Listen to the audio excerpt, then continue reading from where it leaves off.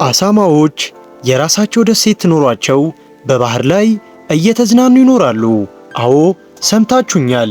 የሚዋኙ አሳማዎች የሚገኙበት አስገራሚና ለብቻው ተከልሎ የሚገኝ አንድ አስገራሚ ደሴት አለ እና በዚህች አስገራሚ ደሴት ላይ ጭቃ ላይ ሲንከባለሉ የምናውቃቸው አሳማዎች በሚገርምና ለየት ባለ ሁኔታ ውቅያኖስ ላይ እየዋኙ ይኖራሉ። የአሳማ ደሴት ላይ አሳማዎች እንዴት ይኖራሉ? ፒግ ደሴት በይፋ ቢግ ሜጀር ካይ በመባል የሚታወቅ በኤክሱማስ ባሃማስ ውስጥ የምትገኝ ሰው አልባ ደሴት ናት። ለየት ያሉ ነዋሪዎች በዓለም ዙሪያ ታዋቂነትን አትርፈዋል። እነዚህም ለየት ያሉ ፍጡራን አሳማዎች ናቸው። እናም በዓለም ዙሪያ ያሉ ቱሪስቶች እነዚህን ተወዳጅ እንስሳትን በተፈጥሯዊ መኖሪያቸው ውስጥ ለማየት ፒግ ደሴትን ይጎበኛሉ። ግን እነዚህ አሳማዎች በአሳማ ደሴት ላይ እንዴት ይኖራሉ? አሳማዎቹ በዚህ ደሴት ላይ እንዴት ይኖራሉ ከማለታችን በፊት ሁላችንም አይምሮ ውስጥ ብቅ የሚል አንድ አስገራሚ ጥያቄ አለ። እሱም እነዚህ አሳማዎች እዚህ ደሴት ላይ እንዴት ሊገኙ ቻሉ? በሚያስገርም ሁኔታ የአሳማ ደሴት ታሪክ በሚስጥርና በአፈ ታሪክ ተሸፍኗል። አሳማዎች በዚህች ሰው በማይኖርባት ደሴት ላይ እንዴት እንደሚኖሩ ብዙ ንድፈ ሐሳቦች አሉ። ከነዚህ ንድፈ ሐሳብና አፈ ታሪክ መካከል የመርከብ መሰበር ንድፈ ሐሳብ አንዱ ነው። ይህ ንድፈ ሐሳብ ወይም አፈ ታሪክ አንድ የሚያስገርምና የሚያስደንቅ ነገር አለው። እሱም ትክክል ሊሆን ይችላል ብለን እንድናስብ ሊያደርገን የሚችል ንድፈ ሐሳብ ነው። ይህም ንድፈ ሐሳብ አንድ መርከብ አሳማዎችን ይዞ በሚጓዝ ጊዜ የመሰበር አደጋ ይደርስበታል። እናም በዛ በመሰበር አደጋ የተረፉ አሳማዎችን አንድ ደሴት ላይ ሰብስበዋቸው ትተዋቸው ሄደው ሌላ ጊዜ በመመለስ አሳማዎቹን ይዘዋቸው ለመሄድ አስበው ነገር ግን በዛው ትተዋቸው እንደቀሩና እዛው ደሴት ላይ አሳማዎች ነዋሪ እንደቀሩ የሚናገር ቲዮሪ ነው። ሌላኛው አስገራሚ ሐሳብ ደግሞ እነዚህ አሳማዎች ለቱሪዝምነት ታስበው ሆን ተብለው ደሴቲቱ ላይ እንዲገኙ ተደርገዋል የሚል አሳማኝ ሐሳብ ነው።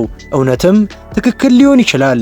ምክንያቱም እቺ ባሃማስ ውስጥ የምትገኝ የፒግ ደሴት በዓመት በአጠቃላይ 6.6 ሚሊዮን ቱሪስቶች የሚጎበኟት አስገራሚ ቦታ ነችና።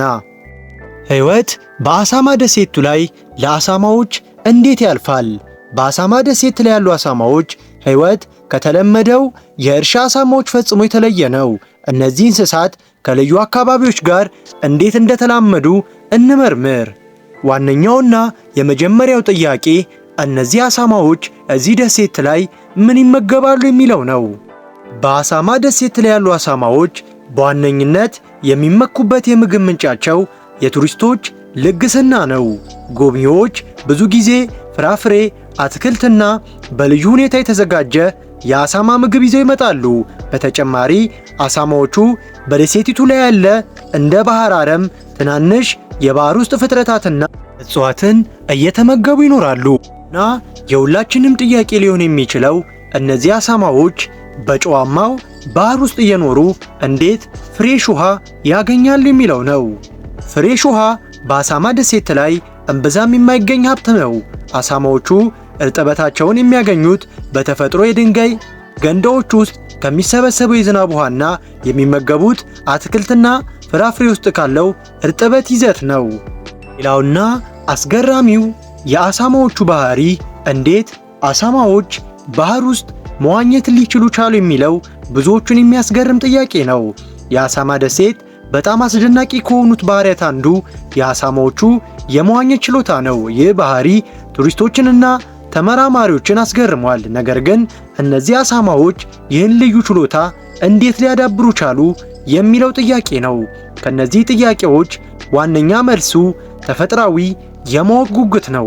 አሳማዎች በተፈጥሮ የማወቅ ጉጉት ያላቸው እንስሳት ናቸው።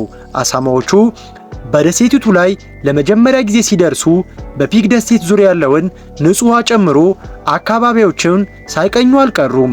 የማወቅ ጉጉታቸው መዋኘትን እንዲችሉና እንዲገነዘቡ አድርጓቸዋል። ሌላው በጊዜ ሂደት ዋና ለሕልውና አስፈላጊ ችሎታ ሆነ። አሳማዎች መዋኘት በጀልባ የሚደርሱ ቱሪስቶች የሚያመጡትን ምግብ እንዲያገኙ እንደሚያስችላቸው ተረዱ። ይህም አሳማዎች ዋናን ለሕልውናቸው ዋስትና አድርገው እንዲገነዘቡና ችሎታቸውን እንዲያዳብሩ አድርጓቸዋል። እና ይህች አስገራሚ ደሴት የአሳማዎች መዝናኛ ደሴት ናት። እኛ እንደ ሀገር የባህር በር አጥተን ስንሰቃይ በሚያስገርም ሁኔታ ጭቃ ላይ የሚንከባለሉት አሳማዎች የራሳቸው ደሴት ኖሯቸው ይኖራሉ። ወቸው ጉድ ነው እንግዲህ።